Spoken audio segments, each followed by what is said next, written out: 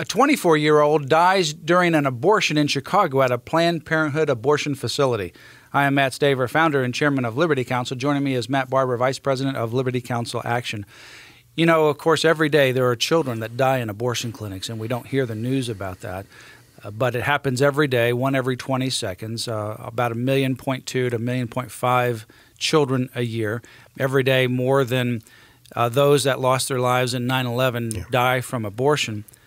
But now we also hear stories about women who also have died during the abortion. And here in Chicago, you have a 24-year-old woman who died of hemorrhaging recently after obtaining a second trimester abortion at the Loop Health Center Planned Parenthood abortion clinic.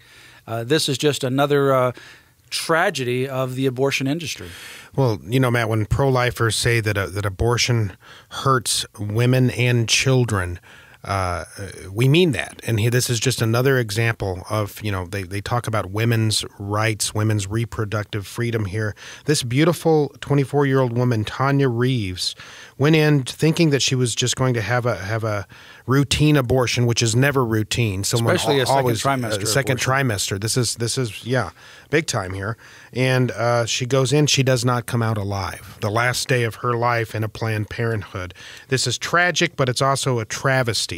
And this is just further proof, I think, that common sense abortion regulations, we need to clamp down like they're doing in Virginia and in Mississippi, requiring that abortion clinics just live up to the minimal safety standards that other surgical clinics and so forth are required to. But the abortion industry is adamant that they can run these abortion slaughterhouses like butcher shops. And they do. And Planned Parenthood and others like the ACLU, whenever you have abortion clinic regulations, they fight those tooth and nail.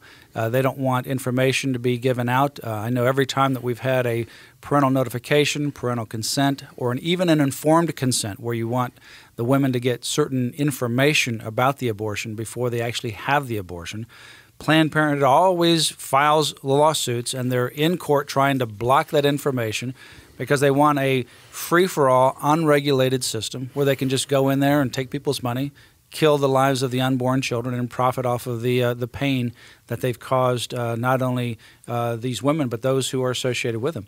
And here you've got a Planned Parenthood abortion clinic. They've been in the news quite a bit in the last couple of years with Lila Rose and Live Action, who's gone into these clinics undercover, where you have Planned Parenthood clinics willing to do abortions on children under age, do abortions on children who were statutorily raped, do abortions for sex selection purposes. And here you've got a Planned Parenthood clinic that now not only takes the life of Tonya's unborn child, but also of Tonya herself. Her twin sister said, quote, "It happened so fast.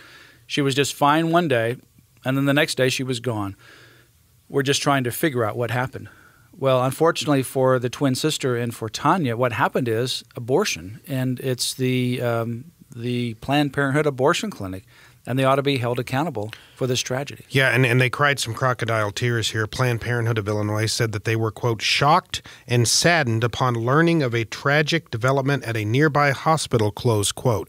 A couple things there. They're shocked and saddened about learning of this tragic development. They caused the tragic development. Yeah, at a nearby hospital. At a nearby hospital. How do you like how they try to deflect and put the blame off on the hospital and somehow take the blame off themselves for the slaughter of, yes, this unborn child, but also this unborn child's mother? They're fully responsible for it, and they need to be held accountable. Yeah, she obviously what happened here is you have this second trimester abortion. I don't know what kind of abortion that they were actually conducting, but second trimester, one of the common ones is a D&E, a dilation and evacuation, and that requires that you dilate the cervix, you forcibly enlarge the cervix by using larger and larger objects to dilate that cervix. So the cervix is not willing to dilate. You give medication also to do that as well.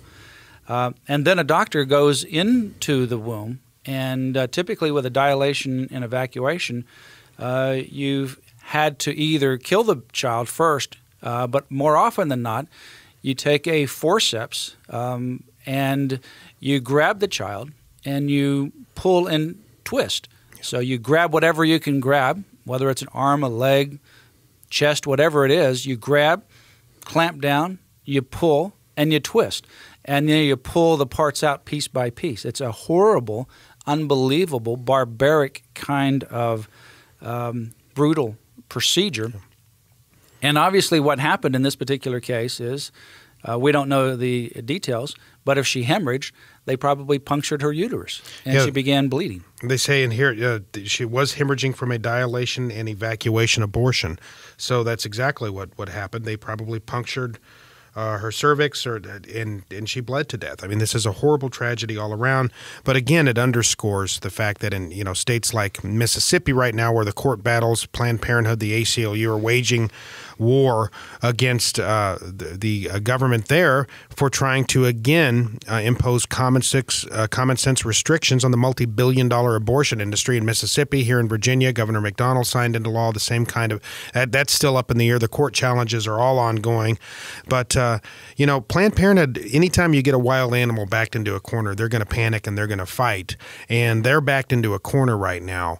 They understand that the abortion industry and abortion itself in the United States may be on its way out. It's not going to happen anytime soon, but the trend is very clear. The polls show clearly that more and more Americans are pro-life, and it's instances like this involving Tonya Reaves and her dead baby that I think are helping people to understand that abortion is always a tragedy.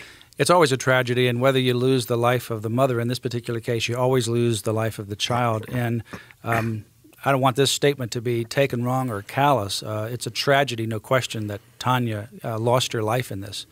But at the same time, I would state unequivocally that Tonya's loss of life was not as painful or as brutal as the loss of life of this child. Yeah.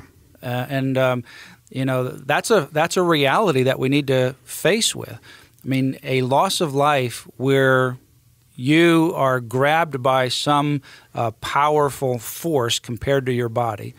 You're pulled to the edge of an opening that you can't get through, and then that powerful force twists and it just literally rips off a piece of your body, one piece at a time. And the science is unequivocal here. These babies feel the pain. They feel this as it's happening. It must be horrific. And in fact, in the partial birth abortion transcripts, in fact, we have it on our website. You can go to lc.org, and you scroll down at the bottom of that front page, and it'll have abortion.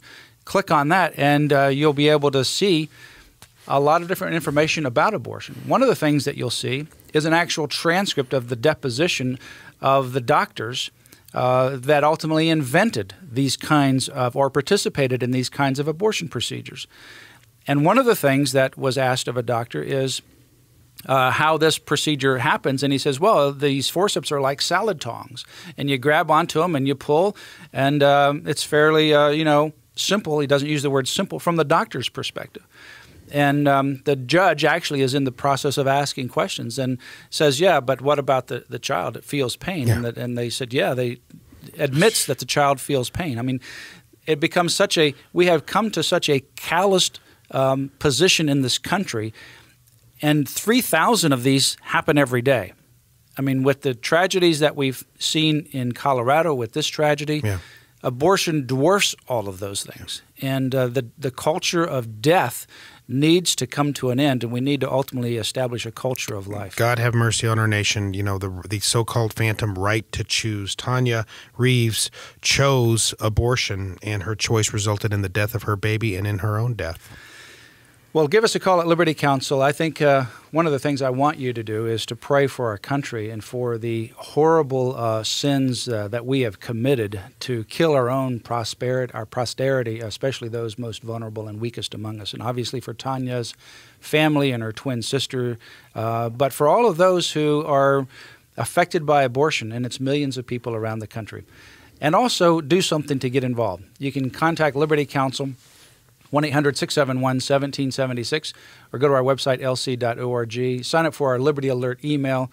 You can also contribute online as we advance the sanctity of human life through litigation, education, and through public policy. Become a part of the solution and ultimately be a part of bringing a culture of life to America.